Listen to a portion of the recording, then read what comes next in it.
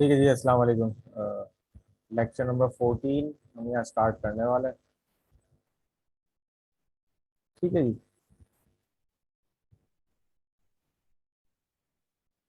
हो सकता है इसमें ज़्यादा सिमुलेशन हो, क्योंकि हम लास्ट जो हमारा सेशन था लेक्चर 13, उसके अंदर हम हाफ वेव रेक्टिफिकेशन को समझ चुके थे। अब चूंकि आगे दो तरह की रेक्टिफिकेशन आ रही है, एक आ रही है फुल वेव एंड एक और आ रही है ब्रिज रेक्टिफिकेशन। ठीक है जी।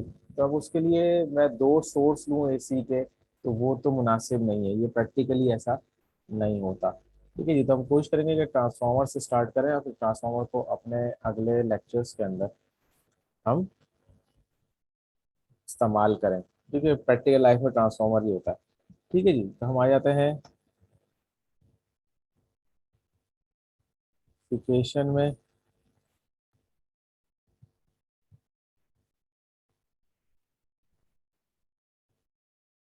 ठीक है जी। फुल वेव रेक्टिफिकेशन तो प्राइमरी टारगेट है, लेकिन हम उससे पहले पहले हाफ वेव करेंगे यूजिंग। अच्छा, ट्रांसफार्मर क्या चीज़ है? ट्रांसफार्मर एक इलेक्ट्रिकल या इलेक्ट्रॉनिक कंपोनेंट या डिवाइस है जिसके अंदर एटलीस्ट टू कॉइल्स होती है। ठीक है जी। एक कॉइल इस्तेमाल होती है जहां से आप इसके अंदर एसी करंट इंड्यूस करते हैं। याद रखिए, एसी पे काम करता है, डीसी पे नहीं। और एटी एसी करंट के इंडक्शन की वजह से जो हमारी यहाँ पे मैग्नेटिक फ्लक्स जमा हो रहा है, उसकी वजह से दूसरी कॉइल में से ईएमएफ की वजह से फ्री इलेक्ट्रॉन फ्लो करना शुरू करते हैं। तो एक कॉइल को हम इंडक्ट करते हैं, उस इंडक्शन की वजह से दूसरी कॉइल रिएक्ट करती है। ठीक है जी। अच्छा, अब जिस तरफ से आपकी इनपुट आ रही है, आपको चाहे इस तरफ से हो इस तरफ से, वो हो जाती है आपकी प्राइमरी। और जिस तरफ से आपकी आउटपुट आ रही है, वो वाइंडिंग हो जाती है। ठीक है जी। अच्छा जी। अगर प्राइमरी में turn ratio, number of turns ज्यादा है एज कंपेयर टू सेकेंडरी, तो ट्रांसफॉर्मर क्या होगा आपका? स्टेप डाउन होगा। ठीक है जी। N one is greater than N2, number of turns are greater than in primary या कॉइल वन, और N2 में क्या है? लेस है। तो क्या हो गया? ये स्टेप डाउन हो गया। लेकिन N1 सॉरी और लेस देन N2, तो ये क्या हो गया? स्टेप अप हो गया। अब एक ही ट्रांसफॉर्मर फर्स्ट करें, इसके टर्न ज्यादा हैं, इसके हैं 100, इसके हैं 10, तो ये 10 टाइम्स डिवाइड करके दे रहा है। लेकिन अगर मैं यहाँ से इनपुट दूंगा तो क्या हो जाएगा? 10 टाइम्स ये अप करके देगा। याद रखिएगा, रिजल्टिंग पावर रिजल्ट वही रहता है। अगर वी बढ़ रहा है तो आई कम होगा। सिंपल सी बात है। ठीक है जी। कोई चीज अपने पास से जनरेट नहीं करता। फर्स्ट करें, ये वी है 12 वोल्ट और आई है 3 एम्पियर। जिसके आउटपुट में जो रिजल्ट आएगा ना, वो 30 वॉट से ज्यादा नहीं होगा। अगर आप ये इनपुट दे रहे हैं, तो फर्स्ट करें कि आपने यहाँ पे इनपुट दी 12 वोल्ट 3 एम्पियर। ठीक है, ये 10 टर्न्स है, ये 100 टर्न्स है, तो कितना हो गया? ये 30 वॉट। अब जो आउटपुट निकलेगी वो बेशक 300 वोल्ट निकले, वो सॉरी 12 वोल्ट को 36 वोल्ट निकले, लेकिन फिर वो 3 एम्पियर नहीं निकलेगी। वो कितनी होगी? 1 एम्पियर मैक्सिमम। मतलब रिजल्टिंग पावर जो है ना, वो आपका सेम रहेगा। ठीक है जी। कोई चीज अपने पास से जनरेट करके नहीं, तैयार रखेगा। और अगर आर इक्वल टू N2, तो ये क्या कराएगा? Isolation transformer. ठीक है जी। तो अब हम क्या करने जा रहे हैं? हम ये करने जा रहे हैं कि भाई एक स्टेप डाउन ट्रांसफार्मर लेंगे, इसे 220 वोल्ट देंगे। ये सारा काम आरएमएस का है, याद रखिएगा। ये हम पिछली उसमें लेक्चर क्लियर कर चुके हैं कि आरएमएस में और पीक टू पीक में क्या फर्क है। अब अगर मैं हाफ वेव रेक्टिफायर बनाता हूँ तो भाई क्या सब किस तरह बनेगा ये? ठीक है जी। Load resistance D1। और अगर आप चाहते हैं यहाँ पे कैपेसिटर की भी एक्टिविटी देखना, तो आप एक कैपेसिटर लगा लें और इस पॉइंट पे आप टेस्ट कर लें या इसी पॉइंट पे टेस्ट कर लें। ठीक है जी, स्विच क्लोज करेंगे तो इसके यहाँ वेव फॉर्म अलग आ जाएगी, स्विच ओपन करेंगे तो वेव फॉर्म अलग आ जाएगी। ठीक है जी, तो ये भी आपका टेस्ट पॉइंट बन सकता है। यही बना लें, इसको छोड़ ही बुला तो ये ब्लाउज आइसोलेट होगा। ठीक है जी, पहले मैं ये बनाता हूँ, स्क्रीन अपनी शेयर करता हूँ, उसके बाद फिर हम देखते हैं कि हम इसको बुक में कैसे फॉलो कर सकते हैं। ठीक है जी,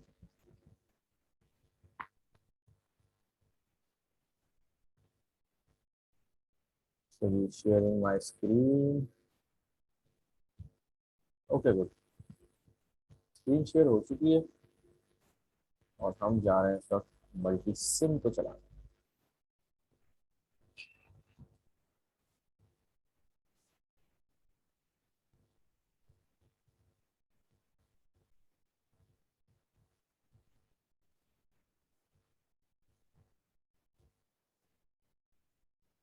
ठीक है जी, मल्टी सिम हमारा लोड हो चुका है। अब आ जाइए आप सोर्सेस के अंदर और यहाँ पे हम सर्च करते हैं ट्रांसफॉर्मर। ठीक है जी, transformer.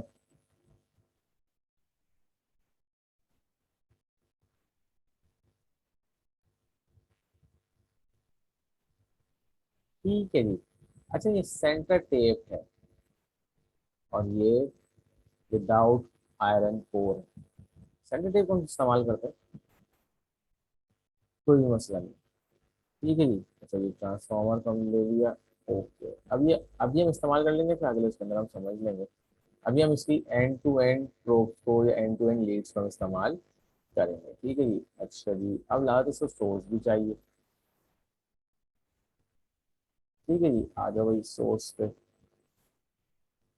Power sources AC power, और अल्टीमेटली हम इसे एसी पावर देंगे तो ही ये स्टेप डाउन करेगा।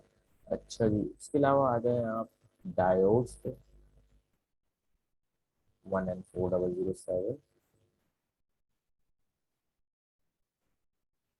4003 मिलीमीटर।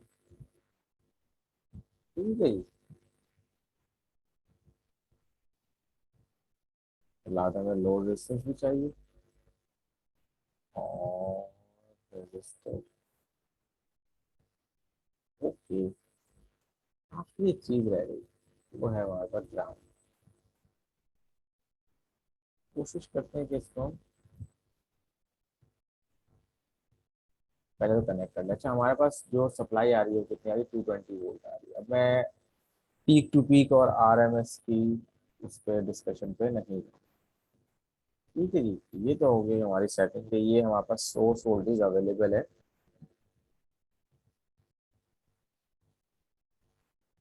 ठीक है जी, ठीक है, अब आप ये देखिए कि मैक्सिमम प्राइमरी कितना ले सकता है ये। 500 ले सकता है, मैं इसको रखूंगा 220। करंट कितना ले सकता है, 8 एम्पियर। सेकेंडरी वोल्टेज अब मुझे स्टेप डाउन बनाना है अभी। ठीक है जी, तो सेकेंडरी के ऊपर मैं यहाँ पे रखता हूँ 12, 1, 12, 1। ये मैंने दो आइडेंटिकल रखी क्यों है, इसकी भी एक वजह है। ये इसको भी हम कर लेते हैं 6 और 6 वोल्ट 1 एम्पियर, 6 वोल्ट 1 एम्पियर। ठीक है जी, ये सब चीज़ें जो है ये ओके हो गई। जी, अच्छा जी, पहले हम इसे कनेक्ट करें फिर देखें ये चलता भी है या।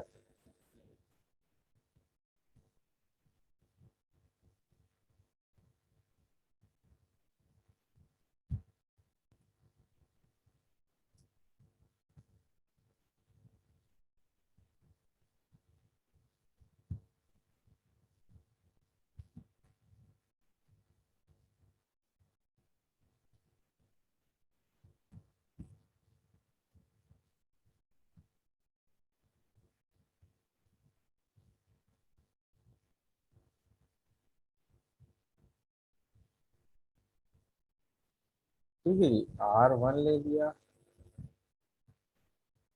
खुद मैंने थोड़ा सा स्पेस को रखा है और ये उठा के इसे मिला दिया।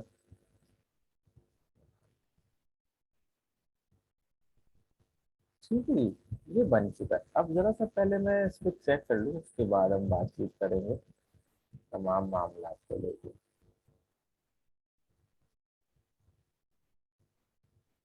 यहाँ मेरे पास हाफ वे होनी चाहिए किसी भी तरह से। कुछ भी नहीं आ रहा। क्यों? क्या वजह?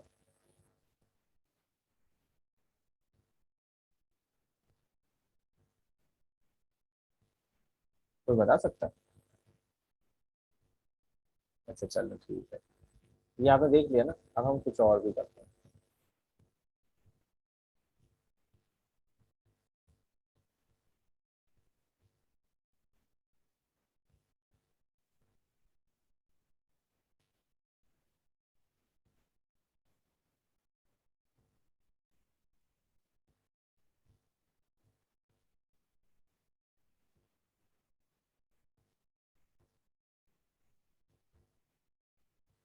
यहाँ पे आपको कहीं दिख रहा है? कहीं ट्रांसफॉर्मर दिख रहा है? नहीं दिख रहा। ये रहा ट्रांसफॉर्मर। अब देखिए यहाँ कितने सारे हैं। ठीक है जी, तो हमें यहाँ से लेने की जरूरत है। ठीक है जी, ये टैप भी है और ये नॉन टैप भी। ओके, ये मैंने नॉन टैप ले लिया। इस तरह की कभी गलती आती है तो इसको यहाँ देख लीजिएगा, मैंने इसे हटाया। अब समझ में आएगी सारी बात।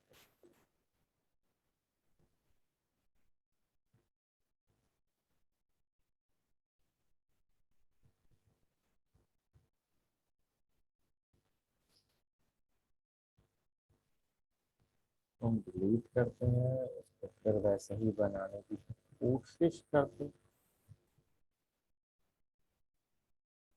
और ये आ गया।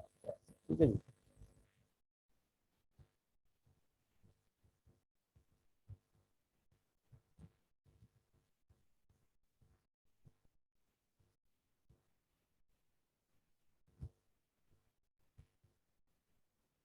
अच्छा जी, ये तो मैंने कनेक्ट कर दिया। अब आप ये देखिए कि यहाँ पे क्या लिखा हुआ है,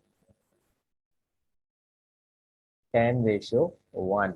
मतलब अगर मैं यहाँ 10 वोल्ट अप्लाई करता हूँ इसकी इनपुट पे जो सर्व करेगी एज अ प्राइमरी, तो ये आउटपुट पे क्या देगा? 1 वोल्ट देगा। मतलब स्टेप डाउन कर रहा है।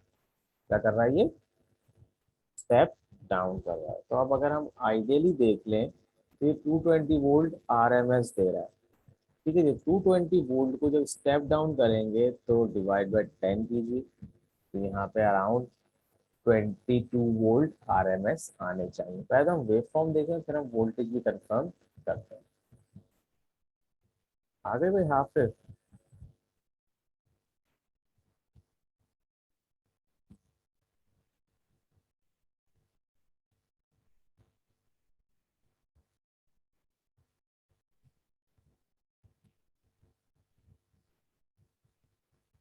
ठीक है जी, अच्छा, हम इसको स्टॉप करते हैं। मैं जरा वोल्ट मीटर लगा के देखूं भाई, ताकि मेरे पास अगर कोई डाउट है रिगार्डिंग स्टेप डाउन ट्रांसफॉर्मर तो मैं देख लूँ। हाँ, ये AC आ रहा था, आउटपुट में भी AC आएगा। ठीक है जी।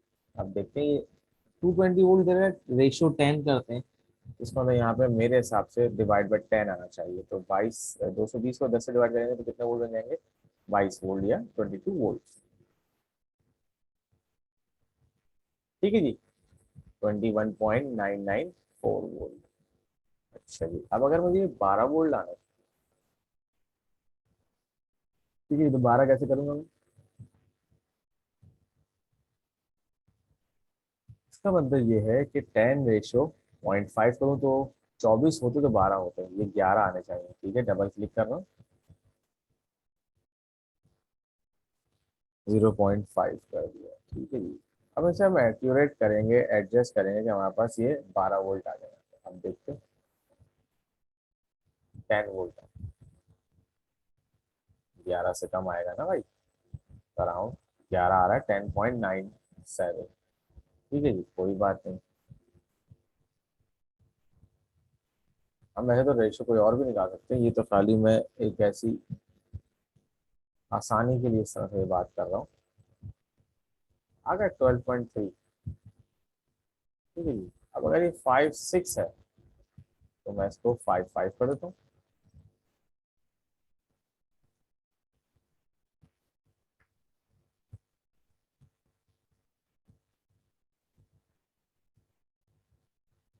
हो गया 5.5। आप देखते हैं।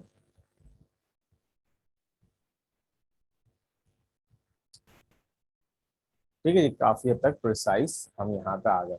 अब मेरे पास जो वोल्ट आ रहे हैं वो आ रहे हैं 12 वोल्ट RMS। ठीक है जी। समझ में आई? चलिए, हो गई हाफ वेव रेक्टिफिकेशन। जनरली मुझे 12 वोल्ट लैब में मिल सकते हैं। ठीक है जी। अच्छा जी। अब आ जाते हैं कैपेसिटर का इफेक्ट भी देख लेते हैं। इसका हम अच्छी खासी एक्सरसाइज कर चुके हैं, लेकिन बहरहाल ट्रांसफार्मर लगा दिया है, तो हम इसको दोबारा कर लेते हैं।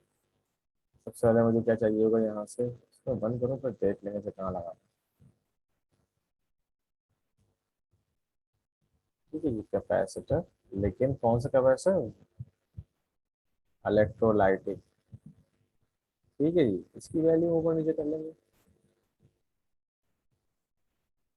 और एक क्या चाहिए मुझे?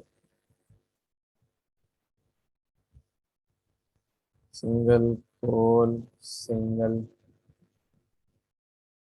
ताकि सिर्फ कैपेसिटर का इफेक्ट देख सकूँ, तो टेस्ट पॉइंट पे मैं इसको बनाऊंगा। ये आ गया मेरा टेस्ट पॉइंट। इस पॉइंट पे है सब कुछ। कैपेसिटर भी बता रहा हूँ रोटेट।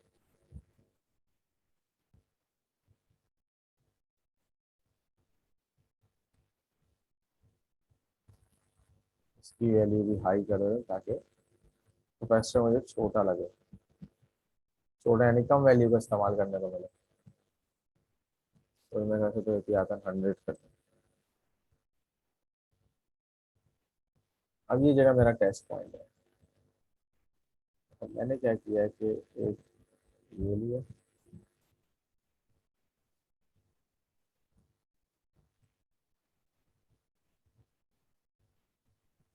ठीक है जी, बात समझ में आती है।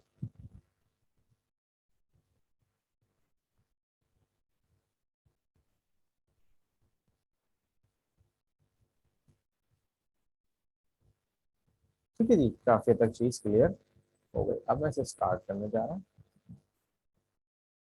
ठीक है जी। चलो, आप सही। ठीक है जी। आ रही है वेव, आ रही है।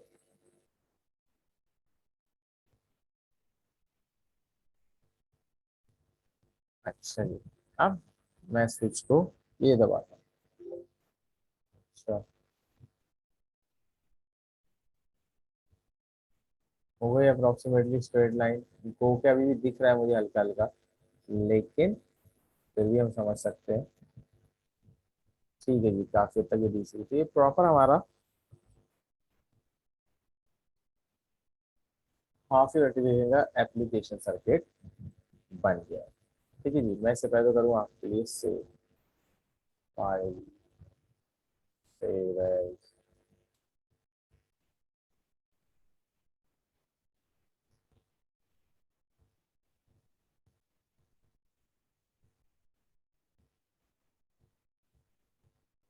उप्स,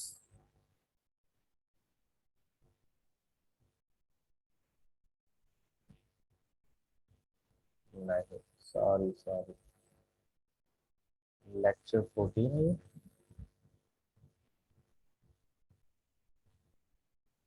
और ये क्या है हमारे पास? सर्किट। ठीक है जी।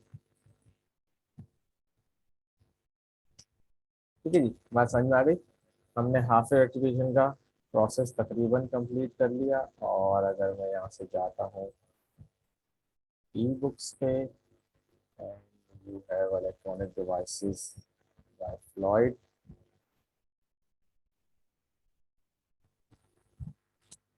इसमें देखो, प्राइमरी और सेकेंडरी के बारे में बताया हुआ है। ठीक है जी, वोल्टेज प्राइमरी और secondary, number of turns in primary, number of turns in secondary, ये डिसाइड करते हैं कि ये स्टेप अप है स्टेप डाउन है। ठीक है जी, इसके बाद हम टर्न रेशो, जो रेशो हमने किसमें सेट किया, पावर सप्लाई के अंदर, ये हाफ वेव रेक्टिफिकेशन वाली हमने, या हाफ वेव रेक्टिफायर बनाया। ठीक है जी। अब ये सर्किट था तकरीबन हमारे पास, लेकिन इसकी आउटपुट क्या आएगी, इसकी आउटपुट क्या आएगी, हाफ वेव आएगी। अच्छा, कोशिश ये करते हैं 2:1 ये बना लेते हैं। ठीक है, एग्जैक्टली यही सर्किट बनाते हैं। ऑयल, सेव एज, ओके, और ये हो जाएगा सर्किट।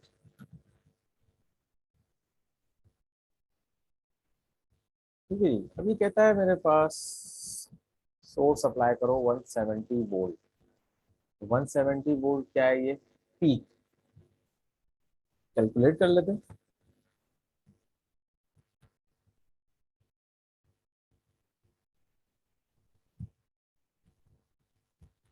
170 वोल्ट पीक है ये, तो पीक टू पीक वैल्यू क्या होगी, वो तो 340 volt peak to.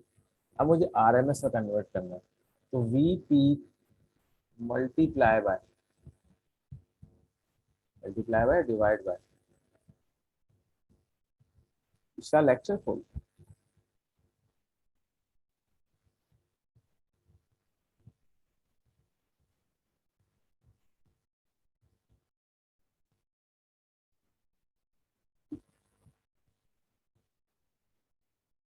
0.77 multiply by V P. ठीक है जी, वी आर राइट।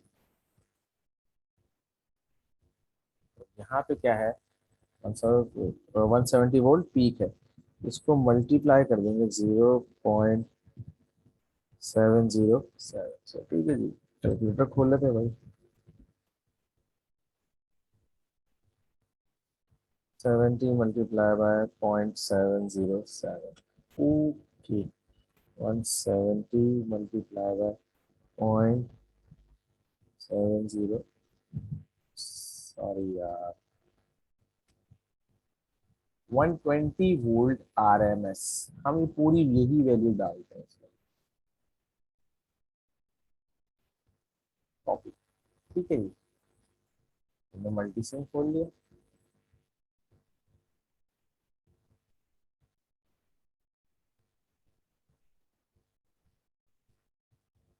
ठीक है, और यहाँ पे देखिए रेशियो क्या है इसका, 2:1, यानी कि जो भी वोल्ट आ रहा है यहाँ पे 60 वोल्ट के आसपास आया है।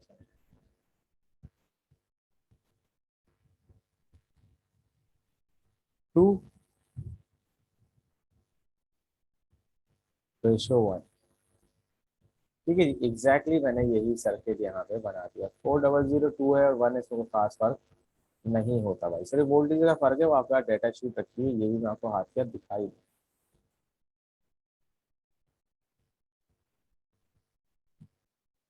ठीक है जी, अब ये जो मैक्सिमम वोल्टेज है, यहाँ पे रिवर्स वोल्टेज 100 है और 403 का 200 है, तो हम बेहतर ये है कि हम थोड़ा सा ऊपर ही रखें ना,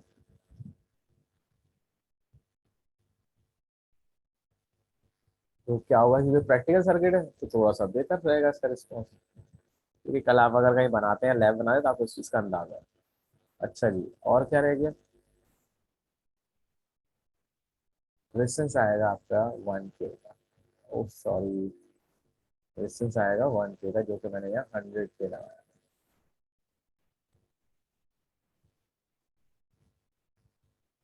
ठीक है, इसको मैं साथ साथ सेव भी कर दूँ, यस, सेव ऑल डेटा। ठीक है जी, अब कैपेसिटर इसमें एक्टिव नहीं है, ओके। पीक बाहर जा रही है, इसका मतलब मुझे वोल्टेज एडजस्ट करने की अल्टीमेटली जरूरत है। ठीक है जी,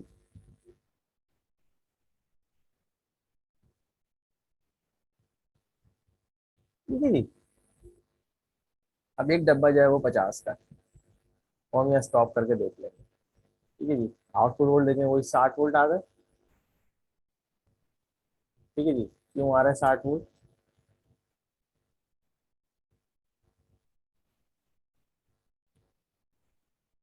क्योंकि यहाँ तो 120 वोल्ट आ रहा है वैसे। तो why we are receiving 60 volt, कौन जवाब देगा?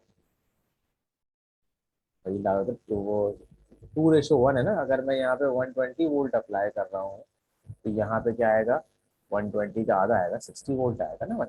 ठीक है, 60 आएगा तो पीक निकाल लेते हैं, अभी स्टॉप करते हैं जरा। ठीक है जी, डीसी पे कर दिया मैं, स्टॉप कर दिया। ठीक है जी। अब ये आ गया 1 2 3 4 5 6 7 के करीब। ठीक है जी। ये हो गया 50 मल्टीप्लाई बाय 1.7। चेक कर लेते हैं। एक बॉक्स 50 का है ना, तो 50 मल्टीप्लाई बाय 1.6 रख लेते हैं मोटा रखा है, तो कितना हो गया? 80 वोल्ट। बल्कि इससे भी कम ही होंगे, ये मैं सही गिन नहीं पा रहा। जब 120 है तो उसका आधा ही आना चाहिए। खैर 12 भी हम निकाल लेते हैं, देखते हैं कि जो हमने बात की सही है या नहीं है। अब बुक आ जाता है। ठीक है जी। 85 peak secondary voltage is 85 volt, तो इसका मतलब 80 वोल्ट सही आ रहा है। ठीक है जी। रेक्टिफाइड पीक जो आएगी वो 84.3 आएगी आफ्टर रेक्टिफायर, क्योंकि रेक्टिफायर क्या रखेगा अपने? 0.7 वोल्ट रखेगा। अब जरा हम इसको वेरीफाई कर लेते हैं, स्टार्ट करते हैं, पीक वेरीफाई करते हैं। चलिए ठीक है, हो गया। 1 2 3 4 5 6 7। ठीक है जी। क्या आ रहा है ये? 1.7। ठीक है जी, मैं दोबारा खोल रहा हूँ। 7 multiply by 50, 85 volt. So precise. ठीक है जी। आई एम नॉट जीनियस, बस ऐसी बात कर रहा हूँ। 85 वोल्ट आ रहा है। अब जब मैं इसे 0.7 क्यों निकालूंगा? क्योंकि लाजमी बात है कि भाई वो प्रिसाइसनेस इसलिए 85 में समझ में आ रही है, लेकिन जो बाकी की प्रिसाइसनेस है वो विजुलाइज यहाँ नहीं हो सकती। लेकिन आप देखेंगे तो जो पीक एंटर होगी इसमें से क्या माइनस होगा? 0.7 माइनस होगा in forward direction, in forward direction. ठीक है जी। तो 84.3 मिल सकता है। अब आप जो है वो इस एग्जाम्पल को करके रिसॉल्व करें, और जो पूछ रहा determine peak value of the output voltage from figure 2-28, इसे आप फाइंड आउट कर लें, फिर उसकी वैल्यू वेरी कर लें, जो भी करना है वो कर लीजिए। ठीक है जी। अब चूंकि आगे जाके हम फुल वेव की तरफ जा रहे हैं, क्योंकि अभी तक जो वेव आ रही है हमारे पास इसमें यहाँ गैप है। अगर मैं कहीं से गैप फिल कर दूं तो मेरी वैल्यू पाई के बजाय 2 पाई हो जाएगी, तो एवरेज वोल्टेज मेरा अच्छा हो जाएगा, आरएमएस वैल्यू मेरी बेहतर हो जाएगी। ठीक है जी, यहाँ तक तो बात समझ में आ रही है। ठीक है, अब ये फिलअप कैसे होगा इसको देखने की जरूरत है। ठीक है जी। अब हम पहले एक सर्किट बनाते हैं, फिर ये वाली वैल्यूज को लाने की कोशिश करते हैं। ठीक है जी। चलेंगे। यहाँ तक बात समझ में आ गई। इसको मैंने स्टॉप कर दिया है, इसको मैंने सेव कर दिया है। That's it. अब अब मैं पेपर की तरफ जा रहा हूँ, अपनी स्क्रीन को शेयरिंग को बंद कर रहा हूँ।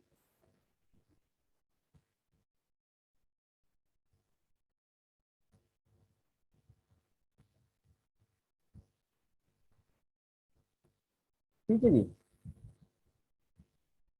अभी तक ये एक ट्रांसफॉर्मर है, यानी ट्रांसफार्मर की एक ही साइड है। अगर मैं कोई एक ऐसा ट्रांसफार्मर है, सॉरी,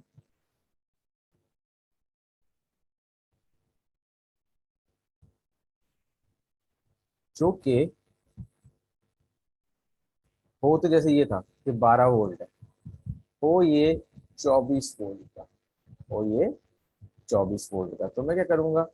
सेंटर से लूंगा तो सेंटर से ऊपर 12 वोल्ट, सेंटर से नीचे 12 वोल्ट। वैसे यहाँ से यहाँ क्या है? 24 वोल्ट। जब मैं सेंटर लूंगा तो जिस वक्त यहाँ प्लस है यहाँ माइनस है, और जिस वक्त यहाँ माइनस है उस वक्त यहाँ प्लस साइकिल चल रहा है, तो उसका मैं फायदा उठा सकता हूँ। ठीक है, ऐसा ट्रांसफार्मर है जो पे एंड टू एंड वोल्टेज के बीच में से एक लूप निकाला हुआ, अगर ये बिल्कुल सेंटर में निकाला तो ये क्या कराएगा आपका सेंटर टैप ट्रांसफार्मर। क्या कहलाएगा ये centre tap transformer. End to end क्या है आपके पास, एंड टू एंड क्या है, फर्स्ट करें 24 वोल्ट है, अगर एग्जाम्पल के ले लें यहाँ पे 24 वोल्ट है, ठीक है जी। अब आपका इस एंड से इस एंड क्या होगा 12, और इस एंड से इस एंड क्या होगा 12। जिस वक्त इस पॉइंट पे प्लस साइकिल है तो अल्टीमेटली यहाँ क्या है माइनस है, और जिस वक्त यहाँ माइनस है तो अल्टीमेटली क्या है प्लस। इसका मतलब दोनों साइड्स के ओर मुझे एक वक्त में एक जगह प्लस मिल गया। अब मैं इस प्रॉपर्टी को अपने सर्किट में इस्तेमाल कर सकता हूँ। पहले तो हम आके सेंटर टेप ट्रांसफार्मर को थोड़ा सा देख लें, फिर अगर टाइम निकल जाता तो अगले सेशन के अंदर हम फुल वेव को और ब्रिज रेक्टिफिकेशन को कंटिन्यू करेंगे, ठीक है जी। मैं स्क्रीन शेयर करता हूँ, ठीक है जी। इस सर्किट को तो मैं कर दूंगा, कोई जरूरत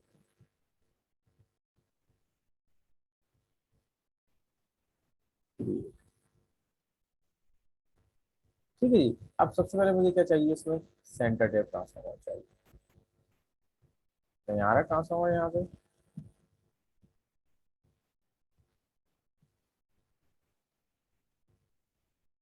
ये रहा ट्रांसफार्मर। अब आप ये देखिए, हमने सिंपल वही ट्रांसफार्मर लिया था लेकिन यही ट्रांसफार्मर है, ये सेंटर टेप है। ओके, तो फिर हम इसको समझ लेंगे इसका रेशियो, उसके बाद हम आगे जाएंगे। एसी पावर और तो ठीक है जी।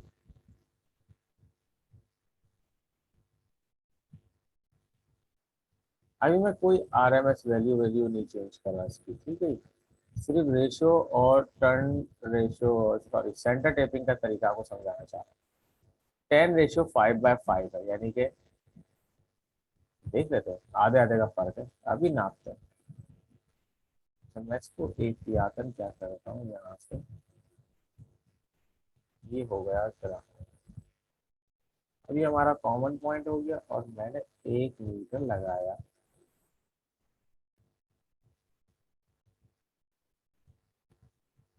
एसी नापेगा डीसी नापेगा, एसी नापेगा, ठीक है जी।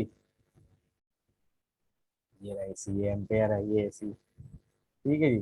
चलें इसको स्टार्ट करते हैं। तो कितने वोल्ट आ रहे हैं यहाँ पे 60 आ रहे हैं, कितने आ रहे हैं 60 आ रहे हैं। 10:5 का मतलब आधा 0.5, ठीक है जी। इसका मतलब क्या हुआ 10:1 है ये। अभी और चेक कर लेते हैं, सही भी कह रहा हूँ मैं, नहीं कह रहा 0.5। देख लेते हैं स्टॉप किए, फिर मैं अपना स्टेटमेंट को रिपीट करूंगा आपके लिए।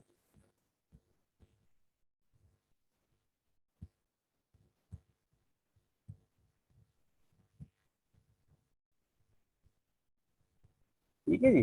जब 5 लिखा हुआ है ना, इसका मतलब कि 10:5 ये आधा आधा है, और आधे आधे को मिला देंगे तो क्या हो गया आपके पास 10, यानी कि ये 1:1 चल रहा है अभी। ठीक है, देखिए सेंटर टेप से फायदा क्या हुआ कि मुझे इसके दो हिस्से मिल गए। अच्छा ये देखिए, अभी इसको और समझ लेते हैं,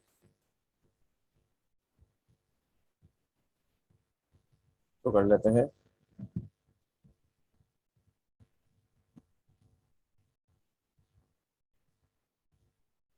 यानी कि यहाँ पे क्या आएगा 10:1 तो होता है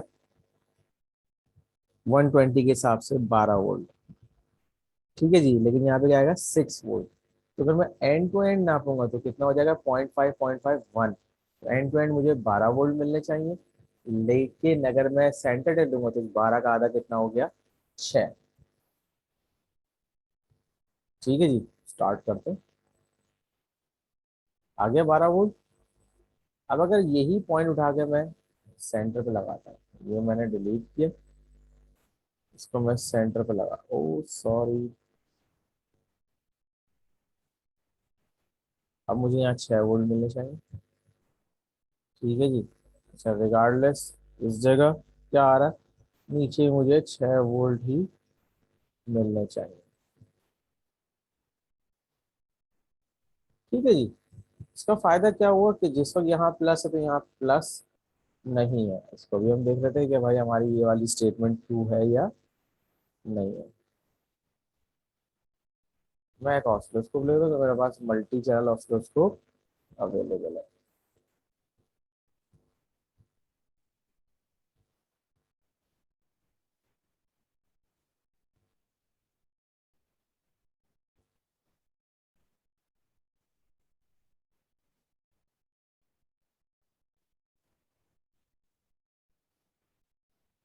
ठीक है जी।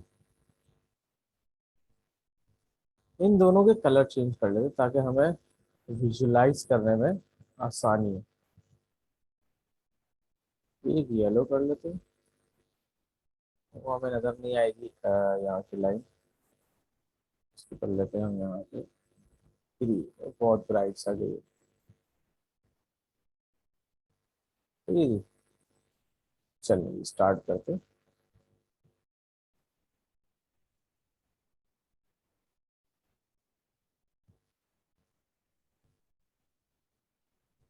तो भी 10 वोल्ट कर लिया ताकि वेव थोड़ी छोटी बन जाए और हम अपनी बात को समझ सकें और समझा दी इसी रख लेते हैं, कोई मसला नहीं। अब मैं एक वेव को थोड़ा सा ऊपर करूंगा।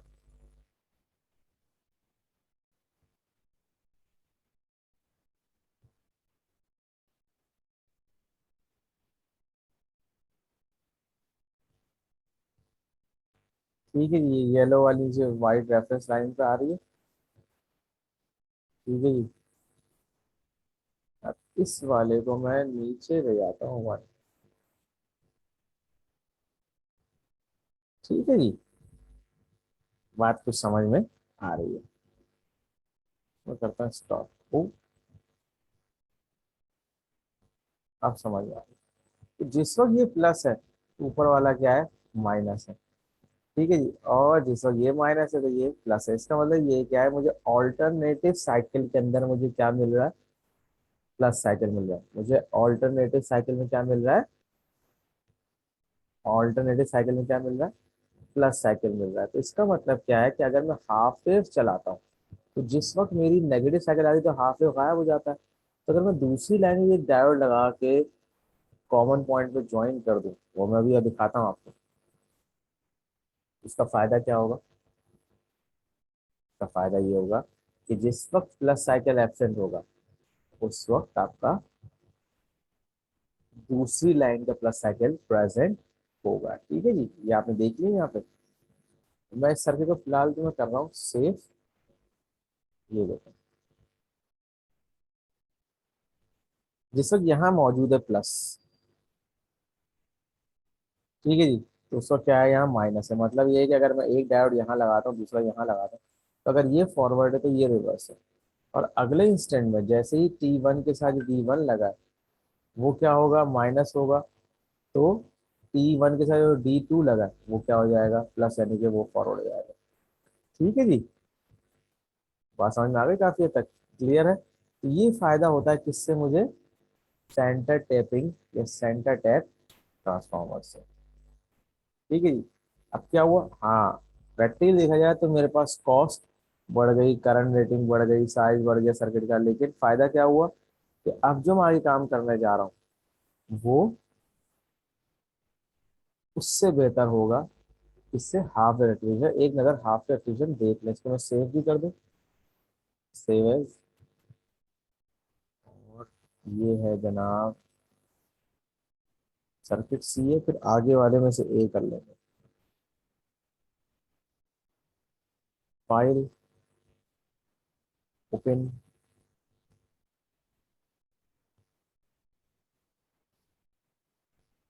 ठीक है जी। अब जो यहाँ पे गैप आ रहा है तो उस दौरान जो सेंटर टैप है तो नीचे वाला क्या होगा, वो अपना साइकिल देगा, तो ये वाला गैप आपका फिल हो जाएगा। अब अगर मैं यहाँ पे 100 माइक्रोफैराड भी लगा के चल रहा हूँ मिसाल के तौर पे, ठीक है जी, ये देखिए 100 माइक्रोफैराड 1K के ऊपर है। अब यही 1K के ऊपर वहाँ 100 माइक्रोफैराड लगा के देखेंगे, फिर देखेंगे कि फर्क कितना पड़ा। ठीक है जी, क्योंकि वहाँ पर रेटिंग तकरीबन वही है। तो हम क्या करेंगे, देखेंगे हाँ भाई इतने वोल्ट पे ये काम कर रहा है। खैर हमने तो 6 भी किया हुआ, कोई मसला नहीं है। हम देखेंगे वहां पे क्या फर्क पड़ता है। आप देखें, ये हो गया। अगर मैं एक सर्किट और इससे पहले वाला खोलूं, जिसमें रेजिस्टेंस की वैल्यू कम थी, ज्यादा थी, तो करंट हमारा कम जा रहा है। नो, ये क्या कर दिया मैंने, फाइल ओपन सर्किट, ठीक है जी। अब देखें से चलाते हैं। लेकिन अभी यहाँ पे ये सही चल रहा है, जो 100 के, शायद कहीं छोटी मोटी ग्लिच हो, लेकिन ये प्रॉपर है। अब आप देखिए 100 के पे 100 दे रहा है। अगर मैं इसकी वैल्यू कम कर लूंगा, इसमें स्पाइक्स आना शुरू हो जाएंगी, या इसकी वैल्यू कम करूँ या इसकी वैल्यू कम करूँ, वहां देखेगा कि कम वैल्यू पे ही कम कैपेसिटर काम करेगा, क्योंकि कैपेसिटर का डिस्चार्जिंग टाइम कम हो जाएगा। कैपेसिटर के पास डिस्चार्जिंग टाइम हो जाएगा, क्योंकि एक वक्त में इसको 2 साइकिल मिल रहे हैं। ठीक है जी।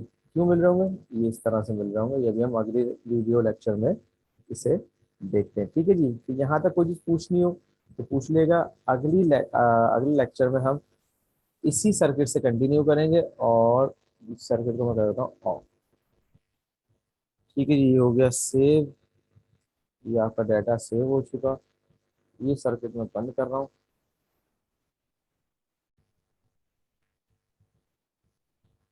अगर लेक्चर 15 होगा वो यहीं से स्टार्ट होगा। इसको मैं सेव कर दिया, और मैं अपनी शेयरिंग बंद कर रहा हूँ। ठीक है जी। मीटिंग का टाइम भी तकरीबन खत्म है। ये एक ही शीट है। अगली शीट देखते हैं, अगर जरूरत पेश आएगी तो उसकी शीट हम बना लेंगे। अगर नहीं भी हो तो भाई, शीट होना जरूरी नहीं है। आप वीडियो लेक्चर से अपने काउंट को वेरीफाई कर लिया कीजिए कि लेक्चर्स कितने हो चुके हैं। कोशिश मेरी यही है कि मैं 40 मिनट्स का लेक्चर रखूं, ताकि वो एज पर स्टैंडर्ड या एज पर रिक्वायरमेंट, चाहे वो HEC की हो या समर कमेटी की हो, वो हम 40 मिनट के अराउंड रहें। ठीक है जी। चलें जी, मैं इसको ऑफ कर रहा हूँ। अगर कोई चीज़ पूछनी हो तो पूछिएगा। मैंने अभी खुद जानबूझ के आपके लिए असाइनमेंट नहीं रखा है। इंशाल्लाह जब हम इस 16 लेक्चर्स को क्रॉस कर लेंगे, तो फिर मैं आपको असाइनमेंट, और एक असाइनमेंट जो होगा जो सिमुलेशन का होगा वो एज अ क्विज देख लेंगे, और एक असाइनमेंट ऐसा होगा जो आपको करना होगा, वो हम एज असाइनमेंट ही ले लेंगे। क्विज वाले को आप लोग देख लीजिएगा, चाहे आप ऑनलाइन सिमुलेशन करते हैं, चाहे आप फिजिकली कंप्यूटर पे करते हैं, उसके लिए ग्रेडिंग काउंट वो ही ग्रेडिंग में काउंट किया जाएगा जो काम हुआ होगा। जेन्युइन वर्क नहीं होगा तो फिर थोड़ा सा मसला होगा। ठीक है जी। चले, थैंक यू वेरी मच।